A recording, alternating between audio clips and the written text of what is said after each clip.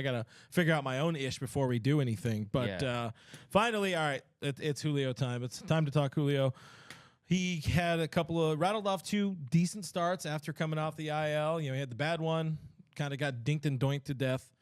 Had 2 decent ones, one really good one, and then an absolute shit show in Baltimore.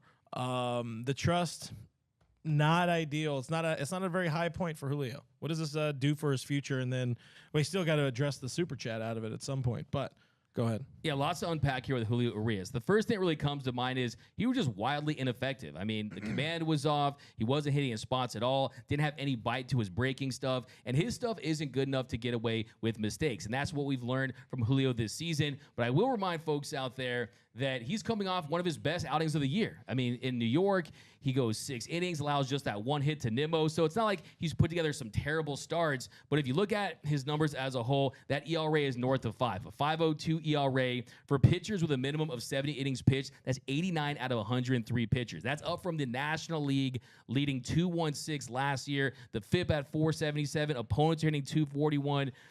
Up from 198 last year. The home road splits, they're glaring. So, yeah, his numbers across the board, they've really struggled. And I think it's just a big step back because we saw the comments after the Mets series where you're talking about the vacation's over and he's really going to turn things on. And he just did not look right out there. I don't know if it was the humidity. I don't know if it was the weather. I don't know if it was the delay, start, the heat and humidity. I mean, we saw it kind of reminded me of the first inning when he returned against the Kansas City Royals and he looked hot and he looked a little gassed, like he was laboring out there. So, look, I mean, you're a pitcher. You don't need perfect conditions to go out there and deal. But, yeah, it definitely is a concern. I think big picture, 30,000 feet from above, it's, hey, the Dodgers have a serious need at starting pitcher. But, yeah, what was your read on the situation with Julio?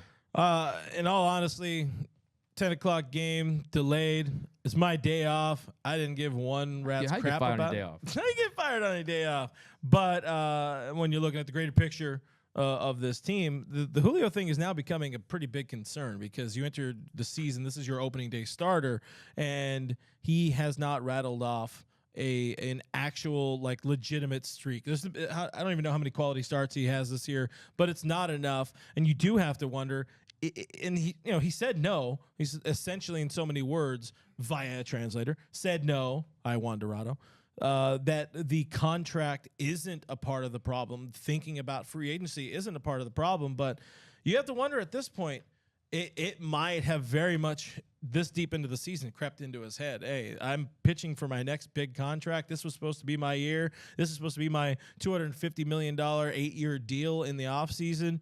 Dude might have to settle for a qualifying offer, some sort of pillow contract back with the team and get right. And that's not what Scott Boras wants. It's not what the Dodgers and Dodger fans want right now because they need this guy if you want to go anywhere in the postseason. But it's just a bad time to have a bad day and have a bad season.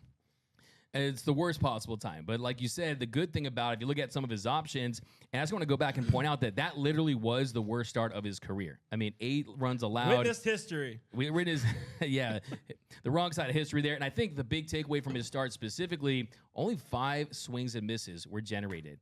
And that's just not going to get it done. The first swing and miss came in the 5th inning there. He had 29 pitches there in the first inning, 24 in the 3rd inning. I mean, he just did not look good. In the 5th inning was solid, faced only 4 batters, but it was missing his spot all day, I should say. But, yeah, I think when you look at his contract moving forward, there's a couple different ways you can look at this, especially if you're a Dodgers fan. Is one, if he finishes the season and he has an ERA north of 5, maybe you do consider accepting that qualifying offer. Maybe you do consider signing a bet on yourself type deal and trying to get that stock back up. Because let me remind you, the belly deal. Yeah, I was just going to say that Cody Bellinger, look what he was able to do in one season. Julio Urias, though, he's younger. He's a pitcher. I still think that he doesn't turn 27 until August 12th, so there is plenty of time for him to get back on track. But what I've been saying for years now, if you want the dub, you got to shove. But I also said if you want to be the man, you have to have the command, and the command isn't there for Julio Urias. And also, too, he's not a guy that throws gas. He's not a guy where the advanced analytics love him. I mean, if you look at his FIP to his ERA, you've always seen that disparity.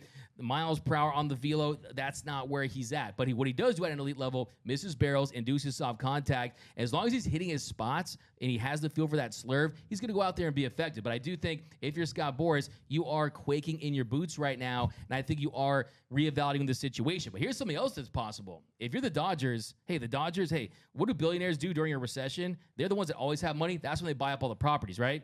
They're sitting there saying, hey, Julio, how about a little extension? Maybe 5 years, 6 years, 7 years, $130, $140 million to see if he bites at it. Hey, maybe give him a couple bites at the apple next season. He comes back and takes a 1-year deal. But I do think if you're the Dodgers, at the very least, you should explore if you can get some value out of Julio Urias on an extension. I mean, that could be one of those things that sort of sets his mind at ease, and maybe that locks him back in. But we also know Satan himself, Scott Boras, your good friend. What's up, Scott? Good. They hang out every winter meeting since last year. He don't do that. He's not into that. And yeah, I mean, if we're just talking for the sake of talking, I like the idea, but it's also tough to be like, hey, this guy's having his worst year. Let's give him some money. Yeah, no, I think the plan has always been we're going to get an 8, 9, 10-year deal. But you've seen in Major League Baseball, that hasn't been the case, especially for starting pitchers. I mean, look what Robbie Ray got coming off that Cy Young. He gets a 5-year, $115 million deal. Look at Carlos Rodon, who just blew a kiss to Yankees fans at the Angel game. I don't know if you saw that. Yeah, he signs that 6-year deal. You're not really seeing those long-term deals. And I think unless he's perfect, unless he goes into this offseason with an ERA around 2.5 or lower, I don't think you're going to see a monster deal. I think he has cost himself anywhere from $20 to $100 million. I mean, at the bottom level to the top level there. And I think for Julio, the most important thing is just getting back on track, going start for start. It's like not who we think he is. I mean, it reminds me of Rocky Balboa in Rocky Balboa, the movie in 2006. It ain't about how hard you hit it. It's about how hard you hit back, right? I mean, this is not who he is. This is not the real Julio Urias. We know that Urias is in there somewhere. I don't think you're seeing a guy who's washed, a guy who's done. For him, it's just about getting back to basics, getting the mechanics right, and being the pitcher we know that he can be. Because a lot of people, they say, yeah, he doesn't have high velocity. He's not a guy that's pumping 98, 99. I think that's to his advantage to an extent where he can age well if he pitches to his style. I just want to say I'm proud of myself for not interjecting with a Sly Stallone impression there. Like that, that's impressive by me. That shows growth. That shows maturity on my part in doing this for 1,700 years. Do it. Do your Sly. I don't know what we got on the super chat. No, what are people saying about Julio? What do we got about? We got a lot of Julio right now. So we got Ricky G209 says, I love Urias, but he's not much better than Thor right now. Obviously, I mean, that ERA at 5.02, it's definitely not pretty. It's painful when you look at it that way. Yeah, Matty Man 5 Dodge says, no idea who this Julio is. Jose Oseguera says, might need to let Julio walk. I do want to get back to the super chat question. Before I get to that, though, Doug, we got a question from Reed Hallett. He said, how much for a shoey? I think he's saying super chat, how much for a shoey? You got a number on that or what? Oh, man. Man, give me $2. Listen. $2. That's a low price for a shoey. That's good value, though. That's great value. You can do like 30 shoeys today if we get that. You just need to, all right, Doug needs a shoe sponsor. The shoeys come from the heart. The shoey comes from the heart, yeah. Pay less. Give us a call. My Jordan's already moldy right now, and they smell funky. So, but look, I mean, let's see how the show goes, okay? Yeah. Another few quick Julios. We got MB says 6 to 8 years for Julio sounds right, but the Dodgers won't be the ones paying it.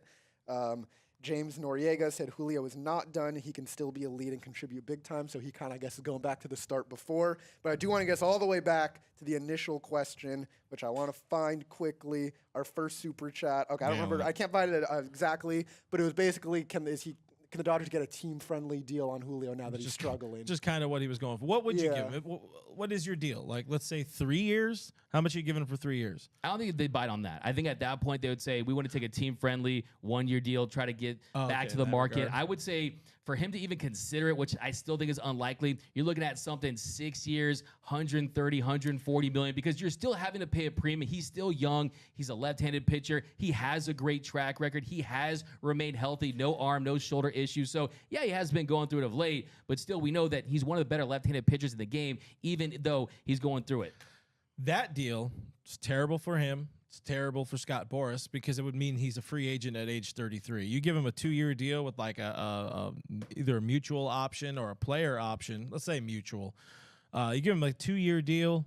he's a free agent at age 30. He can still go out and get the bag. So you got to think about that far ahead. I think the 1-year deal is nice. I don't think they go. But I think he would almost consider that the 6 years is his bag. I think that at that point, you're probably saying for Julio Urias, you're protecting yourself from injury. You kind of look at, because look, this is how this stuff works, man. Scott Boras, his people, they're going to come to the negotiating table. They're going to have all their information. They're going to have all their statistics. And they're going to try to say, hey, this is one of the best pitchers in the game. And the team, let's say the Dodgers, they're going to say, okay, but look at these advanced metrics. It doesn't make a lot of sense. So they're going to try to, it's almost like a little mini arbitration hearing amongst each other. So I think that Julio, they understand his value. Scott Boras understands his value. I still believe, though, there's a lot of time left. I mean, if he goes out there, he has dominant starts in the postseason, he performs well, there's still an opportunity for him to sign a contract that's just shy of $200 million or north of $200 million. I think what people need to understand about Julio Urias is he's not a Rodon. He's not a Scherzer. He's not an older pitcher. He's not a pitcher that's 30. He's literally 26 years old. This is a guy that came up age 19. He's hitting free agency so early that they're going to be looking for those years and that security. And I do think there's going to be teams out there, the Texas Rangers, the Padres possibly. They are going to be suitors for Julio. So let's not forget. I mean, there's people that have struggled in their career. There's players that have had down times, but he just came off 2 really nice starts, 2 6-inning starts where he was looking quality. Yeah, I mean, he's gonna get the bag somewhere, but for the exercise of the question and the idea of a not it's sort of a pillow contract or whatever, but I would put it more in the 2-year range. Question to you, Douglas McCain, and we haven't readdressed this since we did 6 months ago. We did one of our roundtables with friend of the show, Claudia Gestro. Check out Claudia online. She's one of the hardest working people in show business here. Where is Julio pitching in 2024? Now, here's your update. Here's your chance tough to update. one. I will preface this by saying that if you want to see Julio Urias in a Dodgers uniform, the only hope you had is for him to perform the way he is, for him to have the year he's having. Other than that, I think his bags are packed. He's gone. I still don't believe he's going to be back with the Dodgers next season because I still believe the Dodgers are going to go all in on Shohei Ohtani. If they get another starting pitcher at the deadline that has some team control, I think most likely you'll get guys that are on expiring contracts. But, hey, let's say, for example, you go out there and get a Max Scherzer and you sign a Shohei Ohtani, you got almost $100 million on pitching next season. But as far for the sake of this question, I still believe I have to stick with my original prediction. I think he ends up with the Texas Rangers. They have a lot of money to spend, nice controlled environment there at Globe Life Field. We've seen the home and away splits the way they are. Maybe he benefits from going out there and going to a team that has signed some former Dodgers. We know Scott Boras has a relationship with that organization. So, yeah, I definitely think there's going to be one Dodgers starting pitcher on the Texas Rangers next season. Hopefully it's not Clayton Kershaw.